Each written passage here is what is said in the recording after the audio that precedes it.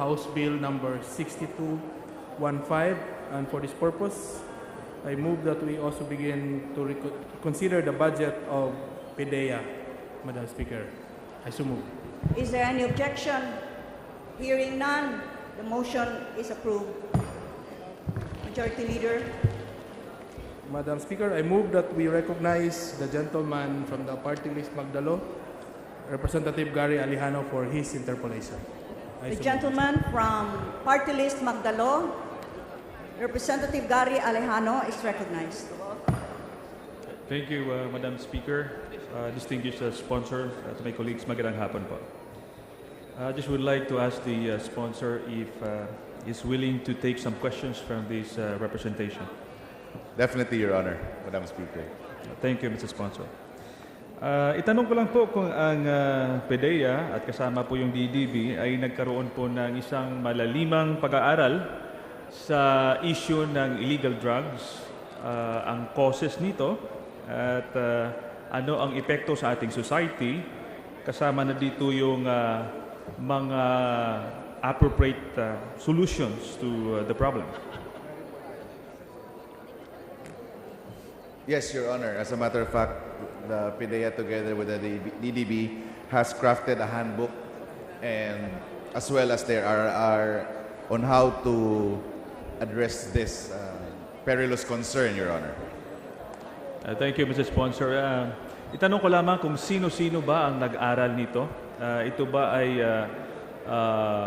composed by people within the organization of DDB and PDEA, or nag-invite ba ito ng mga experts, no? Especially sa medical field, upang pag-aralan ang epekto ng droga sa katawan ng isang tao? Your Honor, this has been discussed amongst the members of the Board of Directors in the Dangerous Drugs Board, namely, to name a few, Your Honor, PDEA, DDB, directors, PNP, AFP, representatives from DOJ, DOH, DND, DOF, so pwede among bang, others, Your Honor. Yes, thank you, Mr. Sponsor. Pwede po bang masabi in general, ano po ang cause ng, yung pinakaugat ng problema ng illegal drugs sa ating bansa, at ano po yung ating solusyon? In general terms, I understand that you have a detailed discussions on the issue.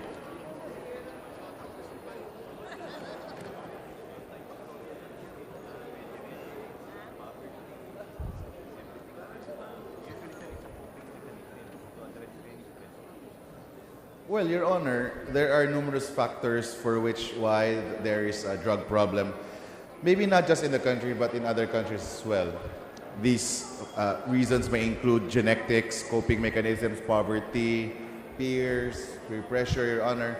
And the only way to combat this is to supply the only way to combat this is not just to hit the supply, but also to curb the demand, Your Honor. So you're saying that one of the causes of the problem is poverty, and you also stated that generally you have to control the supply and the demand. Is that Both correct? factors, Your Honor. Among others, Your Honor, yes, Yeah. poverty is a factor, Your Honor. So I just would like to ask kung kasama sa pag-aaral yung experiences of other countries like the United States, Colombia, Thailand, in the consideration of the policies that was undertaken or that were undertaken by our government. Yes, Your Honor, that would factor in. As a matter of fact, the directive of the drug vision in the country is also based from the UN reports, Your Honor. So napag-aralan din po ba yung case ng Thailand under Thaksin Shinawatra when it conducted war on drugs?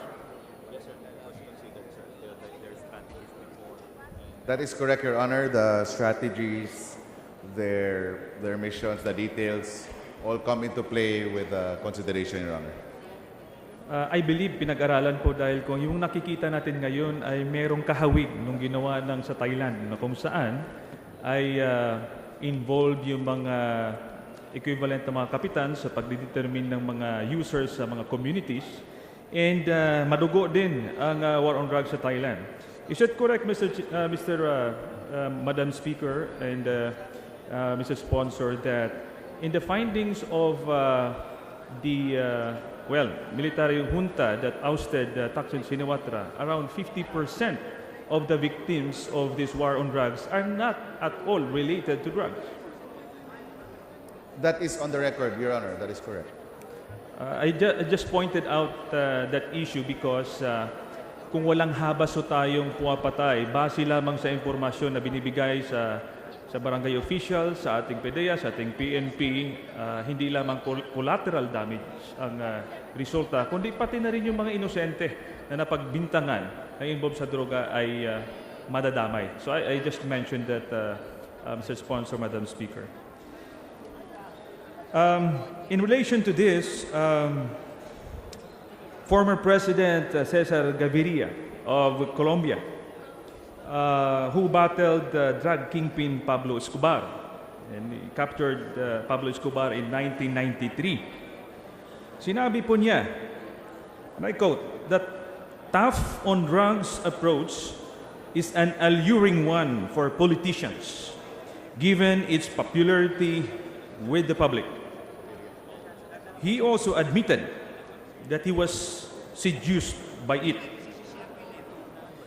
But that strategy failed in Colombia. Cracking down on drugs makes problem worse, pushing consumers into crime.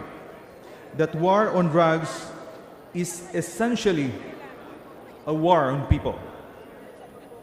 Do you confirm that, Mr. Sponsor and Madam Speaker? Yes, Your Honor.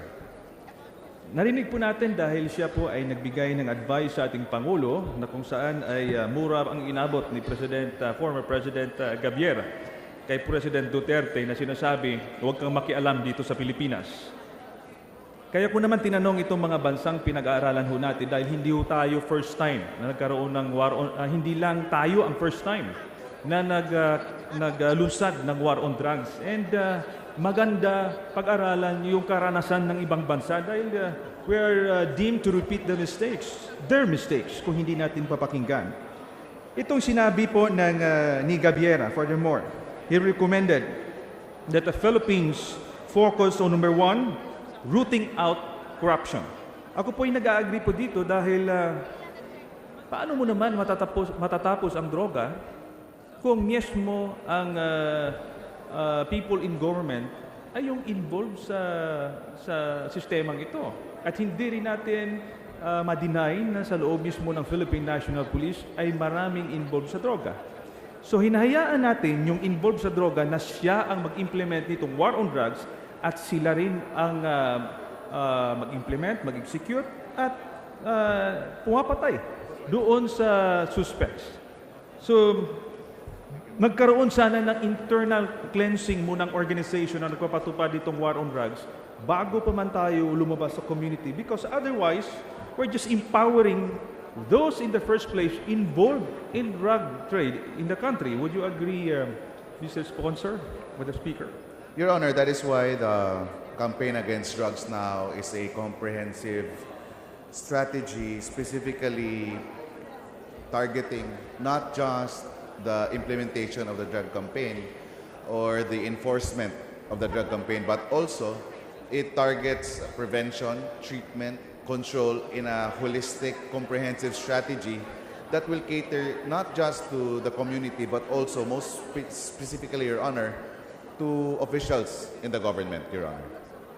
Well, I have some question on the issue of comprehensive, holistic, because I don't agree that we have a comprehensive and holistic, considering the fact that when I ask some departments about this strategy, whether they're involved or not, they were not given instructions by the President about this. But nonetheless, I respect that opinion, Mr. Sponsor. The second one that Gaviera recommended is providing access to public health. Are we doing this, Mr. Sponsor? Yes, Your Honor. As a matter of fact, the Department of Health has really been in close coordination with drug enforcement agencies. Drug patients, drug users who are in rehabilitation has been under the care of the Department of Health, and prevention as well as education has also been implemented with the Department of Health on this campaign, Your Honor. Masasabi niyo ba na yung mga drug users ngayon ay merong access or accessible ba ang tulong ng gobyerno when it comes to support, medical support, psychological support, or rehabilitation in general to all the users that need them? Yes, Your Honor. Most of the drug users have been receiving such support. While we recognize that because of the allocation and the budgetary requirements these dependents entail, not all have been able to maximize the sponsorships given by the Department of Health. But, Your Honor, regarding to your query, yes, Madam Speaker, the Department of Health has tried to really reach out to all people, even to the far-flung communities, Your Honor. Thank you, Mr. Sponsor. I will proceed to the next recommendation of Mr. Former President Gavier. The third one, he proposed that there should be a study on legalizing certain drugs so that we will not consider the illegal drugs as purely a criminal issue. Just like what our colleague here, Representative Egay Irisi, have stated in his privileged speech, that one country like Portugal have came up with a study legalizing certain drugs. And of course, there is a criminal aspect to that when you are now involved in pushing drugs. So have we studied that and have we considered that issue? Thank you for that question, Madam Speaker. Your Honor, as a matter of fact, because the PDEA and the DDB are very progressive agencies, they have started to study the legalization of some illegal drugs. Today, Your Honor, they are studying, as is a bill filed here in Congress, the usage of medical marijuana. So for the moment, Your Honor, that is the first step. And maybe with your suggestion, later on we can study some other components of illegal drugs that can be used for medicinal purposes, Your Honor. Madam Thank you, Speaker. Madam Speaker and Mr. Sponsor. Maganda ho sana kung pinag-aralan ho ito nung bago nagkaroon tayo ng war on drugs dahil libo-libo na po ang napapatay. Kahit isang sachet lamang ay katumbas na ng buhay ng isang tao. Kaya nga pinapanawagan natin noon na dapat nagkaroon muna ng comprehensive study. Itong war on drugs, hindi ito dapat parang eksperimento na pag tayo ay nagkamali, mag-a-adjust tayo, and then after some time, pag-aralan, maraming buhay ang nabubuwis. So, again, it's a welcome development na pinapag-aralan yung issue na yan. No? I just would like to state again the statement of former President Gaviera to the President. He stated, and I quote, "No matter what Mr. Duterte believes, there will always be drugs and drug users in the Philippines." Would you believe in that, Mr. Sponsor, Madam Speaker? Yes, Your Honor. What DDB and the PDEA family can only do is to maximize the minimization of drug usage, but if it's an absolute zero, then it would be difficult, Your Honor. Thank you, Mr. Sponsor, dahil narinig ko ating Pangulo na nangako na sa loob ng 3 to 6 months tatapusin niya ang illegal na droga, pati na rin ang criminalities. Kaya nga, nung panahon na yon, that is close to impossibility that you're going to stamp out illegal drugs completely in the country, considering the fact that Other countries have experienced that. And you cannot just remove that. That is part of reality. That is why hanapan natin ang kaparaanan to reduce it significantly. At the same time, ang mga tao na involved dito ay matulungan. Kasi sa tingin ko po, para itong malaria, na may sakit ka, nangangailangan ka ng tulong, no? Ito'y sakit. Pag ikumpara mo yan sa isang parang nanginginig na drug addict, ang katumbas dito sa malaria ay gamot. Pero ang katumbas dito sa isang craving user, ibala.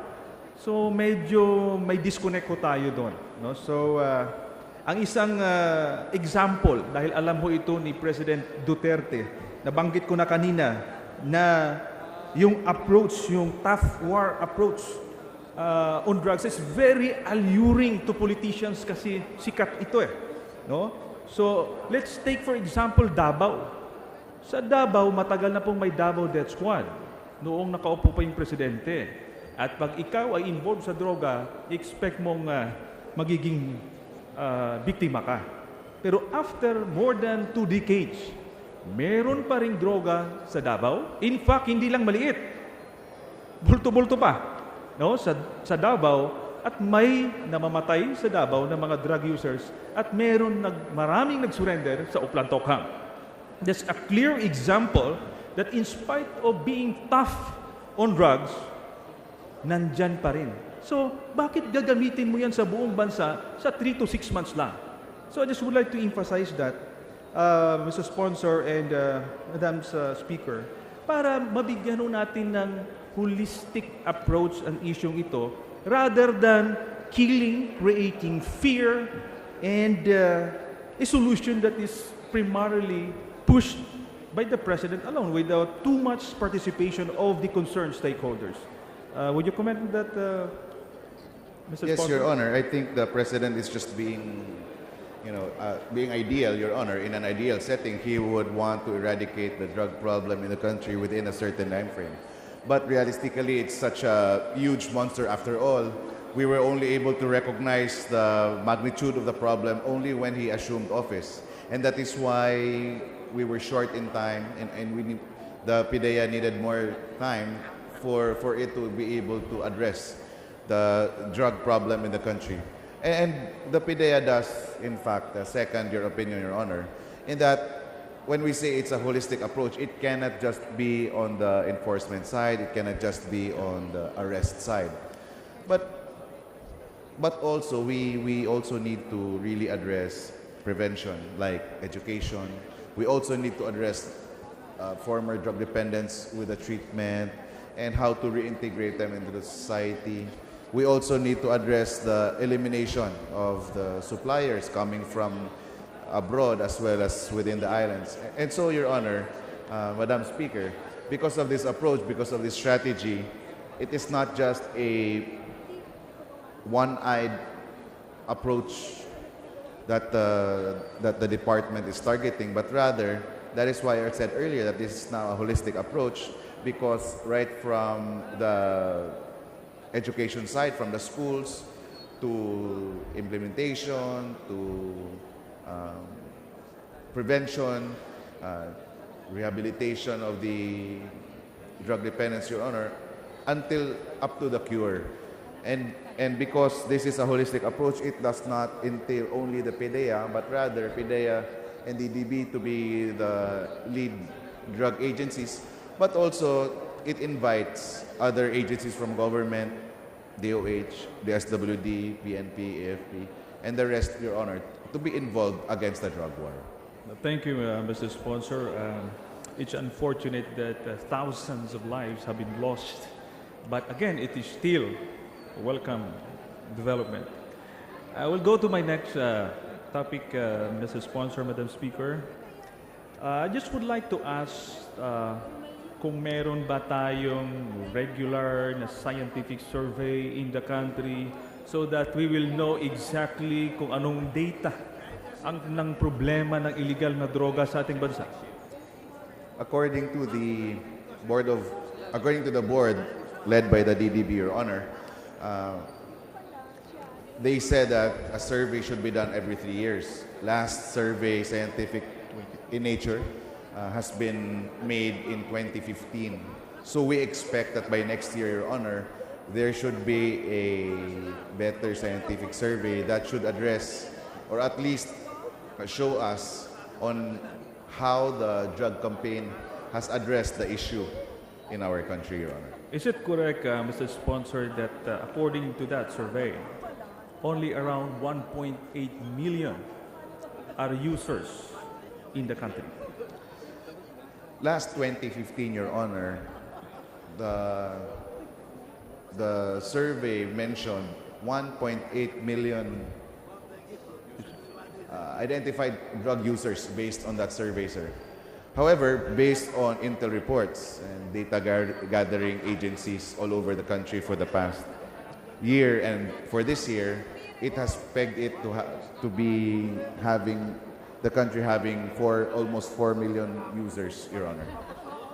Mr. Sponsor, hindi ba kaya naging 4 million yan dahil sinabi ng Presidente, 4 million, you should not go against that figure dahil matatanggal ka sa pwesto kung hindi ka susunod sa 4 million na yan. Tama po ba? Your Honor, regarding that statement, I think because of the better recognition as well as the better registration, and because PDEA and DDB have been tapped by this administration to really fight the fight against drugs, they have been given a better appropriations in the budget, better budget in the appropriations. They have had additional personnel and they have had additional equipment. I think also because of the registration, better registration process, Your Honor, we have been able to register the names of users who before were already users but have not been registered in the books, Your Honor. Surveys, though scientific as it may be, but it was still on a household basis, Your Honor. So, on a more accurate note, Your Honor, the 4.7, so to speak, have been coming from the different agencies, and they have all been verified and confirmed, Your Honor. I don't agree with that, Mr. Sponsor, because the DDB has been conducting that survey ever since. And that is a scientific survey. And that is a survey. Hindi naman ho yan identification. That is a survey. But nonetheless, based on that survey, meron po bang breakdown ng mga users na ito? No? Anyway, before I proceed with that question, I also asked General De La Rosa on this, whether he agreed with the figure of 4 million or 1.8. At saan kinuha itong figure na ito? Sabi ni General Bato, hindi alam ni General Bato kung saan kinuha ng Presidente. Basta sa kanila, yung 1.8 million ang kanilang pinagbabasihan. Dahil yun din ang kanilang benchmark sa kanilang pagpapasuko, sa kanilang Oplan Tokhang. So I proceed to the next question related to this topic. May breakdown po ang users.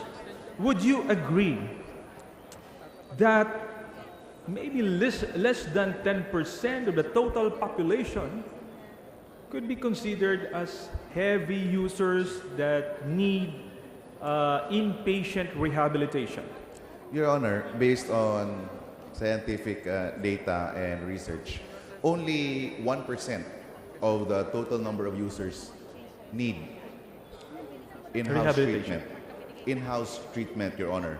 However, there would be around 9 to 10% that would require moderate intervention. So that this is what we call the rehabilitation, Your Honor.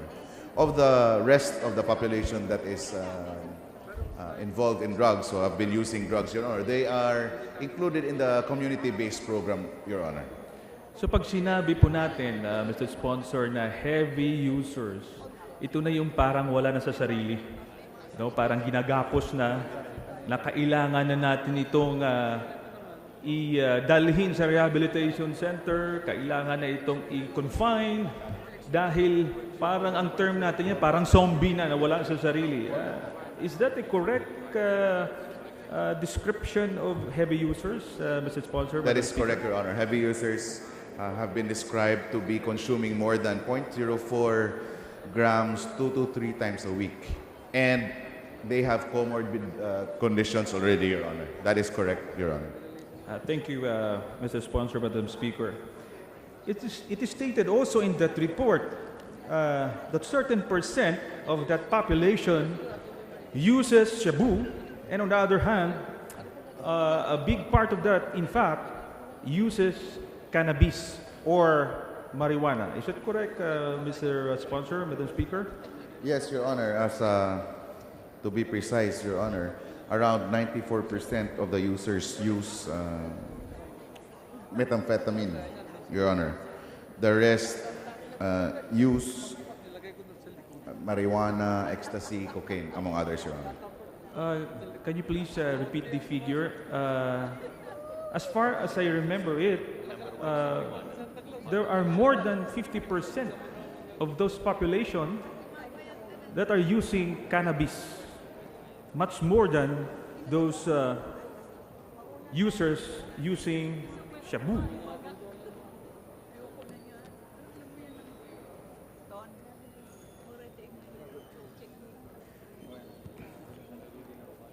Your Honor, let me just get the data for the drug of choice for the users, Your Honor.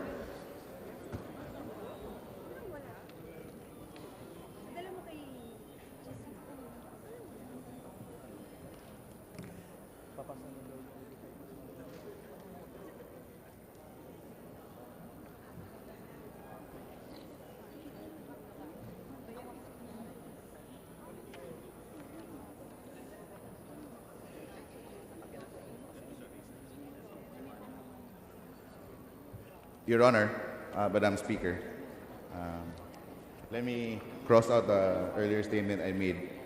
It was the data that was the data from the law enforcement, of which they were able to get more than 94% of which were shabu, the seized drugs, Your Honor. However, the survey says, Your Honor, that the drug of choice for users is marijuana at more or less 72%. Shabu consumption, Your Honor, is just around 40%, Your Honor. Thank you, Mr. Sponsor. And even if there are many who preferred marijuana, when it comes to volume, when it comes to price, mas marami, mas mabigat ang shabu as compared sa marijuana kasi mas mura nga yung marijuana. So is it correct, Mr. Sponsor? Yes, Your Honor, that is correct. Tinanong ko lang po yan, ano? Doon sa percentage distribution ng mga users, tama po ba na meron doong category na nakalagay na gumagamit lamang sa isang taon, gumagamit sa isang beses sa 6 na buwan? Tama po ba? May mga ganong category? Well, Your Honor, the DDB has categorized these individuals under the mild category or the occasional users, Your Honor. Thank you, Mr. Sponsor, Madam Speaker. I ask those questions because ang lumalabas kasi ngayon, especially on the pronouncements of the President, itong 4 million na sinasabi niya or 1.8 million according to the survey, pinipaint natin or pinipicture natin sila just like that of the heavy users. Pakiramdam natin na parang itong lahat ng population na gumagamit ng droga ay parang mga zombie, wala na sa sarili at capable ng magpatay, mag-rape. I think that is unfair and that is not correct considering the fact that only less than 10% are those considered to be heavy users na kailangan nating gapusin, kailangan nating ilagay sa rehab center. So, it will paint a different picture and even to the law enforcement people na pag nakita ka nakagamit ng droga, death penalty ang katapat. I think, Madam Speaker and Mr. Sponsor, kailangan nating ma-educate ang taong bayan dito dahil napakasama ng imahe nang gumagamit ng droga kahit na yung sa marijuana, although we don't condone that, it's illegal, but when it comes to policy on the war of drugs, I think marami tayong pinapatay na kinabukasan din ng ating bansa. Tama po ba ang aking observation, Mr. Sponsor? I think it is also wise that the administration now, Your Honor, Madam Speaker, is strengthening its campaign against drugs and the treatment and rehabilitation of the dependents by improving the community-based intervention, community-based treatment, so that this is important regarding your query, Your Honor, so that we can weed out of the total number of users, we can already weed out those who are consuming less than average or those who are occasional users, Your Honor. But I do agree that we have to have a categorical as well as an itemized inventory on the number of people who are mild, moderate, or severe users, Your Honor. Thank you, Mr. Sponsor, Madam Speaker. I pointed out that issue because on the figures out of the survey and the pronouncement of the President, parang nagtataka tayo na pagkatapos ng napakahigpit na war on drugs, ang 1.8 million ay nagiging 4.7 million. Parang hindi ko ma-explain na pagkatapos nating paghahabulin ito, dumami pa. No? And after a year, more than a year, marami nang namatay, in fact, libo-libo, meron pa rin malakas ang loob na magpapasok ng tone-toneladang drugs sa bansa na alam naman nila na death penalty ang katapat dyan. No? Kaya nga, naki-question natin yung effectiveness ng war on drugs. No? And then, is it also correct na yung presyo ng droga on the streets ay mababa as of now as compared last year? Tomas, it increased, Your Honor. What used to be 3,000 peso per gram is now 5,000 peso per gram, Your Honor. So, at least... That's for shabu, Your Honor. Thank you, Mr. Sponsor. At least when it comes to business perspective, mas magandang magnegosyo dahil nagmahal na yung produkto. Anyway, Mr. Chair, Mr. Sponsor, Madam Speaker, I would like to proceed to my next topic. Ito po yung listahan ng Pangulo. Makapal po yung listahan ng Pangulo eh. Ito ay pinakita sa publiko noong nakaraang taon. Merong pangalan ng mga police, military, politicians, business people. I just would like to confirm with the sponsor kung nakita niya po ito. The President, Your Honor, has in his disposal a lot of the different agencies and government and has lots of access to different information. And I think only the President is privy to those information, Your Honor. Thank you, Mr. Sponsor. That kind of statement I don't accept. Because the information that the President will have will be from the concerned agencies of government. Kaya nga yung Pangulo na sa gitna eh. Hindi naman siya yung siyang mag-ooperate niyan eh. Whatever information that the President will have, example, when it comes to insurgency, manggaling niya yan sa Defense Department or the Philippine National Police. Hindi pwedeng magkaroon siya ng sariling information. When it comes to illegal drugs, the Philippine National Police, DDB, and PDEA, hindi po pwedeng kunin yan sa ibang, hindi pwedeng may mas alam ang Pangulo sa isang agency that is tasked primarily on the issue of drugs. Pino-point out ko lang yan dahil laging sinasabi, if we will ask the secretaries of the different departments, do you have knowledge about this? Well, the President has other information. I don't agree with that kasi hindi nag-ooperate ang Pangulo. So, paano po, according to PDEA, paano sila nag-come up ng listahan nitong mga police, military, politicians at mga negosyante, lalong-lalo na yung mga barangay officials? Paano kayo nag-come up ng listahan na ito?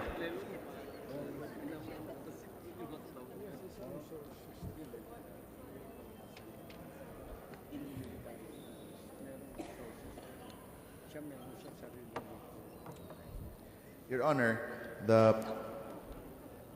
the department PDEA as well as DDB believes that the President also has his own personal sources of information from wherever he was able to accumulate all the other information, Your Honor. Well, I've said my piece, Mr. Sponsor. I believe that with at least, I assume that it was out of intelligence information. It was out of data gathering by different agencies of government. Ibig sabihin nito, meron no silang data. Meron silang basihan. And more or less, na-validate itong mga listahan. Would you agree with that assumption, Mr. Sponsor? Yeah, it should be, Your Honor. It should be validated before it is even leaked out, Your Honor. Thank you, Mr. Sponsor. In that case, meron palang background. Isang taon na ang nakalipas. Ngayon, dapat may kaso na dahil billion naman ang pondo ng Office of the President. So it can support, it can augment the agencies concerned like PDEA and PNP with this intelligence information. Dapat sa panahon na ito, lalong-lalo na pinag-uusapan yung pag-suspend ng barangay and SK elections because of allegedly influence of drug lords to barangay officials. By now, dahil may information, ginada mo na ito By now, may mga kaso ng final dito sa mga, kasi nanatiling listahan ang pinapakita ng Pangulo, hindi listahan na nakita natin yung pangalan. Bond paper lamang na winagayway, no? By now, may kaso na itong mga ito. And with that case, pwede nang hulihin, pwede nang ipakulong, pwede nang isuspend sa kanilang mga trabaho. Hindi na tayo na problema ng pagpaliban ng eleksyon dahil sa sinasabi nating drugs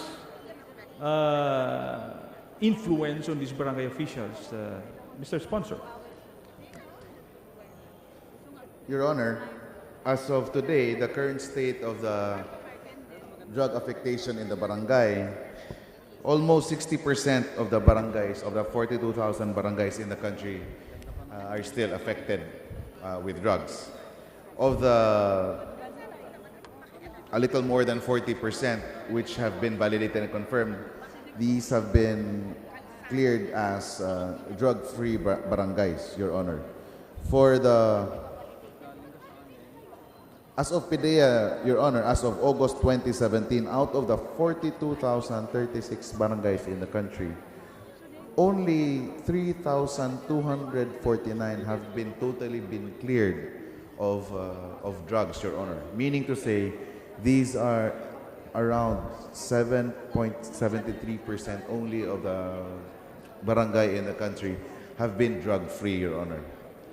So Well, that is, to answer your query, Your Honor, that is the extent of the problem with drugs in the different barangays. Again, Mr. Sponsor, kailangan ipaliwanag natin yan yung cleared o hindi. Dahil kahit may isang gumamit dyan sa barangay mo, infected yan. Ganon ka, pag merong gumamit isa o dalawa dyan sa 2,000 na tao, influence yung barangay na yan. So, I cannot accept that data and imply that the barangay officials are involved. That is also unfair to those barangay officials who are not really involved. Kaya nga ang proposal natin, dahil may listahan naman ang Pangulo, isuspend na yung mga barangay officials na yan para hindi natin madama yung mga malinis na pangalan ng mga barangay officials, hindi pa tayo na problema na pag-suspend ng barangay elections. Kaya nga hindi ko maintindihan itong mga pulisiyang ito ginagamit yung droga na issue sa isang agenda na hindi naman pasok. So I'm just stating that, Mr. Chair, because anything that the President says, parang bato na. Parang wala na tayong kakayanan to validate the statements of the President. Hindi po pwede yan. No, because the government is being run by all and not by one person. So I think we should not be afraid or hesitant to challenge the statement of the President because we are pursuing policies that is not founded on is sound and specific data that we have in the country, Mr. Sponsor. So itanong ko po, 5 general ang pinangalanan nung nakaraang taon. Anong status nitong 5 general? Hindi lang ito sinasabing involved sila, protector, drug lord. Anong status nila? Kasi hindi na natin narinig eh.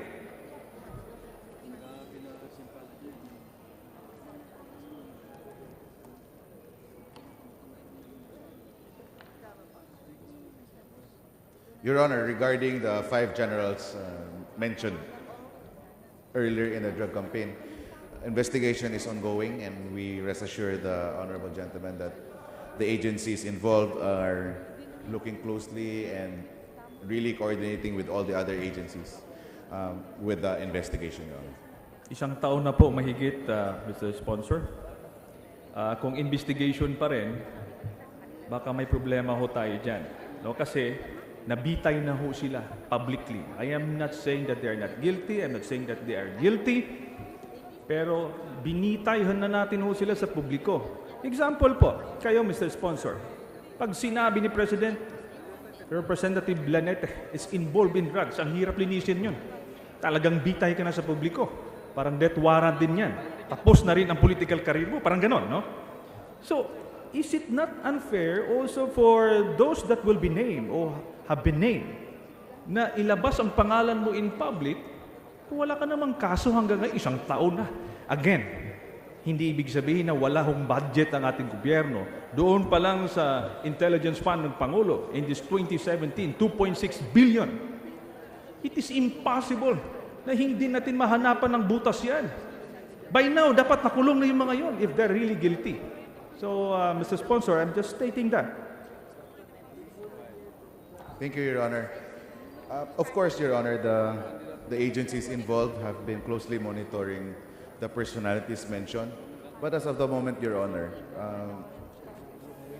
because of the investigation and because of the sensitivities of the cases, Your Honor, the agency cannot publicly divulge what they have done, what they have been doing, what kind of investigation they have pursued. But rest assured, Your Honor, that the agencies and the departments involved will come out publicly as soon as they can divulge the right information at the right time, Your Honor. Thank you, Mr. Sponsor. I understand, di naman kailangan ilabas lahat ng information, but the clear manifestation of the efforts of the government ay isang taong inakasuhan na sa loob na ng kulungan. Ganun eh. Kahit hindi ka magpaliwanag na kung anong ginagawa ng gobyerno, na clear na siya o nasa loob na siya ng kulungan. Kasi ho, is that the reason why our agencies of government are inefficient enough not to be able to come up with a solution at a sooner time? And is that also the reason why we have to cut short the system? Kasi ang bagal ng mga investigasyon natin, itong akusado, matagal investigahan, patayin na lang natin. We are helping, we are saying to the people that we are hopeless when it comes to processes in this country, i-shortcut na lang natin ito. Since na ang pangalan mo nandito, hindi dumaan sa proseso, yun ang term, patay. So I think, Mr. Chair, Sponsor, Madam Speaker, the people that are victims of this are Filipino people. Kaya nga sinasabi ko, tayo, mga leaders ng ating bansa, sino ang tatakbuhan itong maliliit na tao? Itong walang kakayanan i-defend ang sarili nila if we are not doing our job. So I'm just stating that, Mr. Chair. I go to the next topic. Doon naman sa issue sa bilibid, Mr. Sponsor, Madam Speaker. Totoo ba ho na in spite of the controversial issues of the drug trade inside Bilibid Prison, tuloy pa rin ba ang drug trade sa loob ng kulungan? Your Honor, regarding the Bilibid prisons, Your Honor, almost already 70% of the drug usage has been eradicated, Your Honor. So there is only a very few percentage at 30, more or less 30%, that have continued to flourish, Your Honor.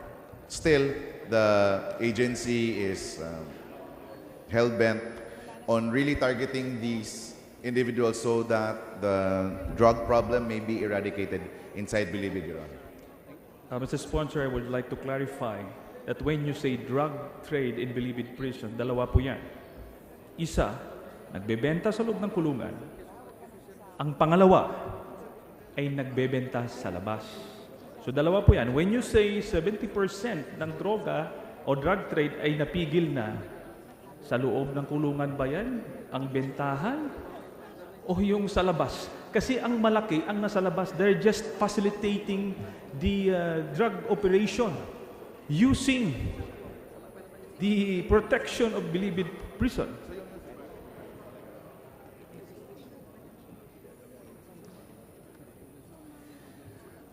Your Honor,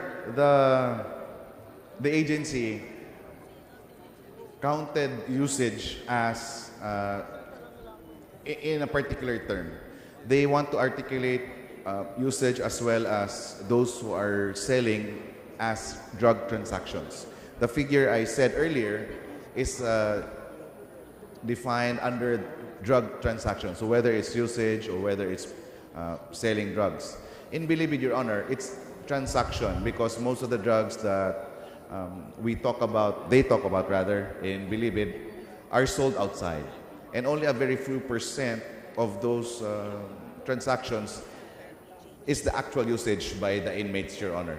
So at least more than 70% of all transactions, Your Honor, whether it's usage or whether it's selling, they have thwarted it, and they are continuing to thwart the rest of the 30% of the transactions inside Bilibid, Your Honor. Mr. Sponsor, naintindihan ko po na kahit 5% na lang yung sa loob. Imagine, naging controversial na, ni-raid na natin yung loob ng Bilibid Prison, may 30% pa rin. For me, that's big, no?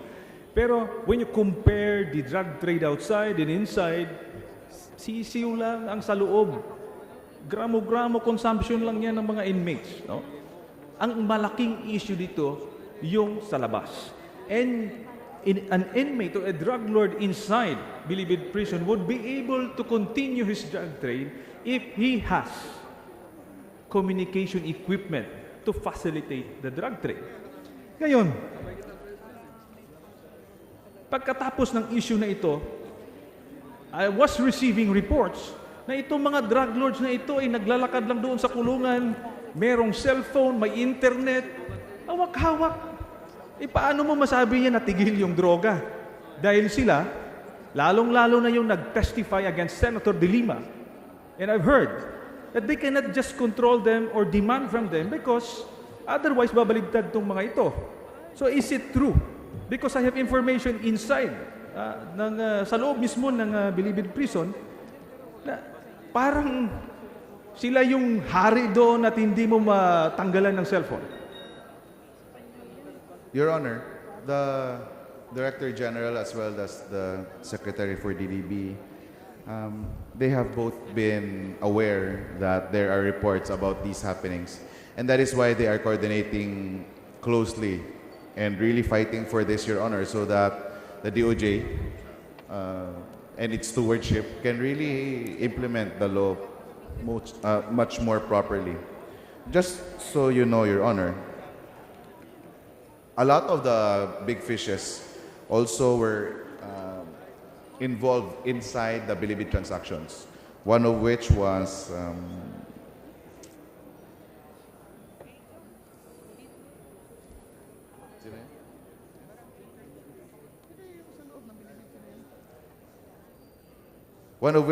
Peter Ko,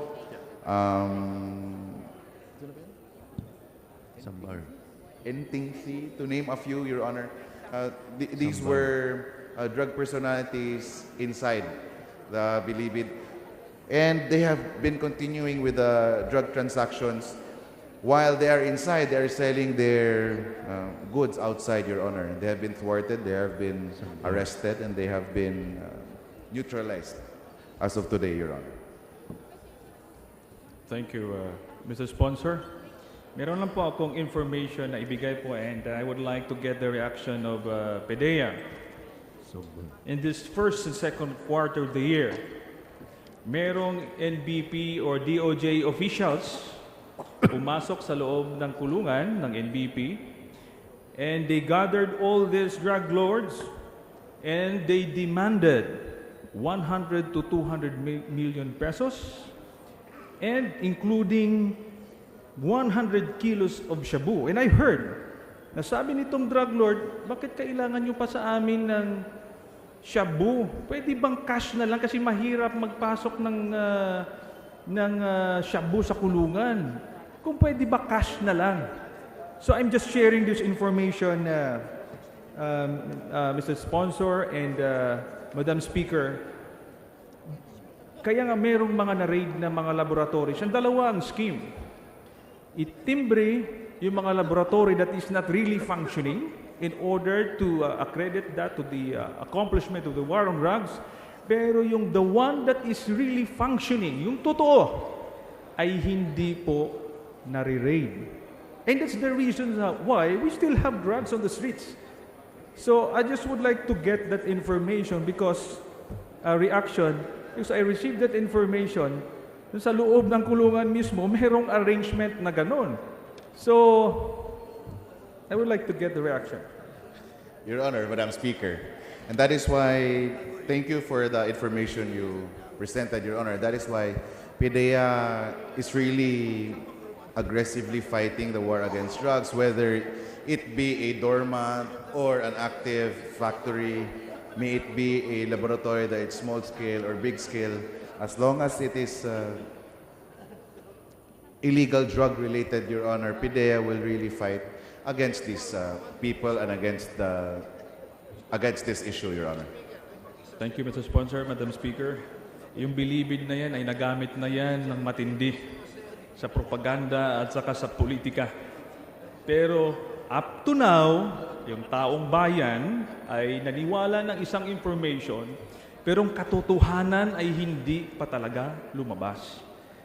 Tayo kasing mga servants of the people, ang ating pinupurso kasi yung kaayusan ng ating bayan. Kung tayo ay napaniwala ng mga information na yan, pero ang katotohanan, just like yung droga sa loob ng Bilibid Prison ay patuloy, ay naluloko yung taong bayan. So yun lang, kaya ni-raise ko yun, Mr. Chair, and I think it's up to PDEA to really follow up on that information, because even up to now, there is a drug trade operation inside Bilibid Prison. Kaya nga parang unfortunate, ironic, dahil may kinulong na tayo dyan eh. No? With that, Mr. Sponsor, I will go to my next topic. Mr. Sponsor, Madam Speaker, have you heard about the term unrestricted warfare?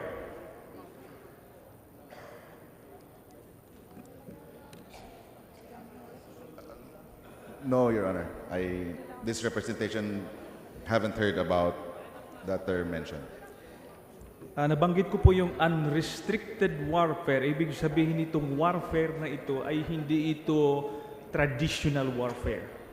Ito yung strategy na inadapt ng bansang China upang manalo sa United States dahil hindi ho nila tatapatan when it comes to military capability ang bansang United States. Kaya itong unrestricted warfare, ang kasama po dito, lawfare o paggagamit ng mga batas, international law, upang maikutan at magamit ito sa kanilang advantage. You also use economic warfare in order to use that to achieve leverage, just like the Philippines. We wanted investment, we wanted loans from China. Is using that in order to defeat the enemy and deny access from the United States. Kasama po dito yung network warfare, electronic espionage, yung pagnakaw ng mga information. Ang China ay napaka-heavy dito, no? Kaya nga may mga tinatawag tayong nahahack, no? Even the United States is a victim to that. They can employ terrorism in the unrestricted warfare and the use of illegal drugs.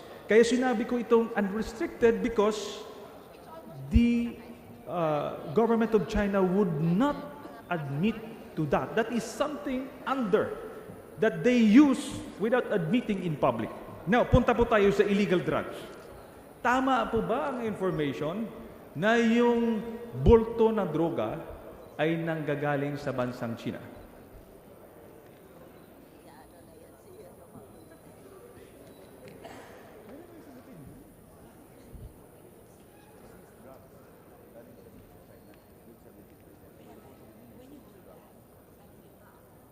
Your Honor, I had to consult the agency regarding your query, but the total seized illegal drugs in the country, around 70% is from China, Your Honor.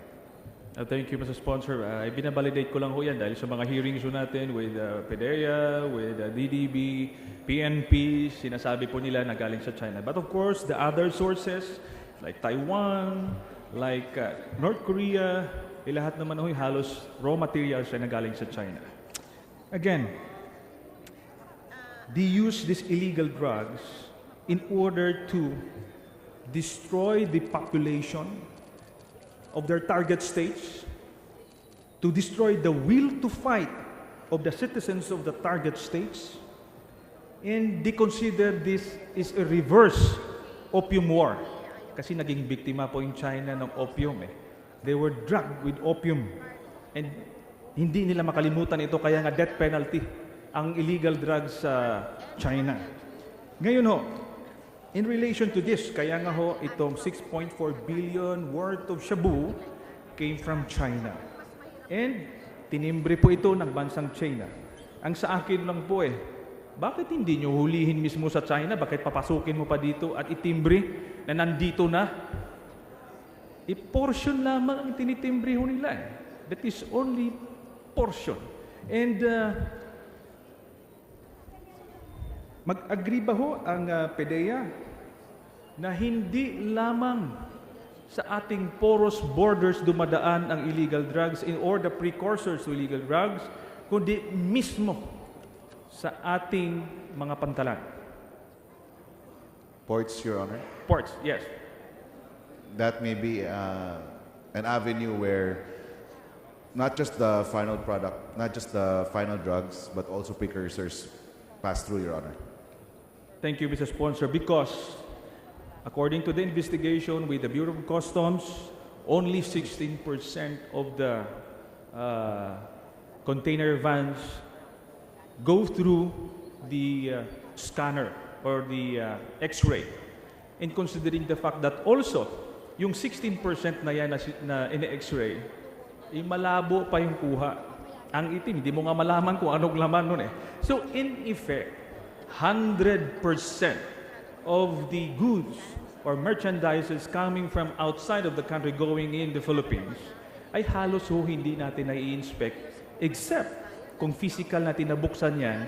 Pero kung bubuksan natin lahat yan, that would be impossible.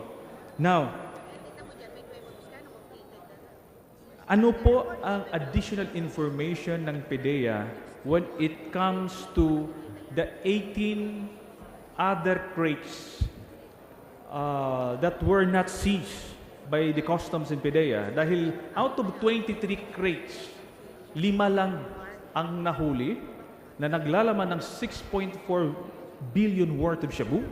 Yung 18 crates ay hindi na po nalalaman. So, ano pong update natin dito? Dahil nakalimutan na Nasaan na itong worth 22.6, I think, billion worth of shabu? Nasaan na po ito? The agency is working together with the BOC, Your Honor, to track the remaining 18 vans so that they can verify whatever came inside the country, Your Honor. Thank you, Mr. Sponsor. Would you confirm, Mr. Sponsor, na yung presidente ho natin ay hindi po nag-utos in public, nagwala, naggalit, nagmura, whatsoever. Dahil ito, droga ito eh. Alam naman natin na yung Pangulo ay talagang galit na galit sa illegal na droga. Pero would you confirm kung siya ba ay nagwala sa issue ng 6.4 billion at nag-utos sa PNP, PDEA, and all agencies of government to conduct nationwide manhunt of whoever are behind the shipment of that shabu? Dahil, Mr. Sponsor, ilang sachet ang magagawa niyan? Ilang Pilipino na naman ang papatayin? Para lang dyan. Would you confirm, Mr. Sponsor?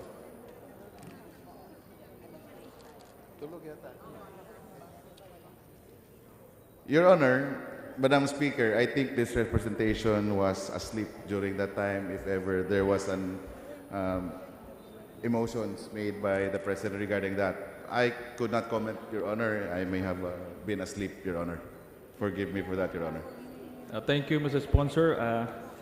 Hindi po ko, binabantayan ko yung, may feed po ako ng public pronouncement ng Pangulo para babantayan ho natin kung nagbabago ho siya ng salita. Wala po. Hindi nagwala ang Pangulo. Kaya nga ako ay nagugulat. Bakit hindi magwawala ang Pangulo? No? Ngayon, I will wrap up my interpellation, Mr. Sponsor. I see the smile in your face. Alam niyo po mga aking mga kasamahan, this is very unfortunate. Binanggit ko na ulit. Ang biktima po ng illegal na droga ay tao. Ang biktima po ng illegal na droga ay Pilipino. Ang biktima po ng illegal na droga, karamihan po dyan ay mahihirap na Pilipino. Hindi ko ma-reconcile na itong ating gobyerno ay napakalupit sa ating mamamayang Pilipino at bahagang buntot sa source ng drugs, which is China. At hindi rin nagwawala ang Pangulo kung bulto-bultong droga ang nahuhuli. I cannot see the connection, Mr. Sponsor, Madam Speaker. That is why, tiniterm ko po ito eh. Gramo-gramo, patay. Tone-tonelada, buhay. So, is this a fair war on drugs on our country? Is this really designed to stomp illegal drugs in the country? Or is this just used in order to remove competition in the illegal drugs? Or is this designed to sow fear among Filipino people? Makikita mo, maraming pinapatay. Sino pang pwedeng magreklamo? Is it designed to stifle dissent? Para yung mga opposition and even politicians, hindi na kayo makapagkibo dahil mahirap ng pangalanan in public, wala ka ng kaparaanan, bawiin ang pangalan mo. Mr. Sponsor. The Chair wishes to remind the good gentleman from the Magdalo Party List that he is about to exceed his 1 hour allotted to each member under Rule 12, Section 91, and so kindly wind up. Thank you, Madam Speaker. Actually, I said that I'm wrapping up, Madam Speaker and Mr. Sponsor. I just would like to emphasize those things because at the end of the day, it is our duty to come up with sound policies, policies that will benefit the general welfare of the Filipinos, not of other countries, not of the source of the drugs. Tayo ang magmamahal sa ating kapwa Pilipino. Hindi dapat tayo matakot kung tayo ay naging biktima nitong unrestricted warfare. With that, Mr. Sponsor, Madam Speaker, thank you for the opportunity of asking questions to the issue on illegal drugs and the Department of or the PDEA. Thank you very much. Magandang hapon. Thank you, Your Honor.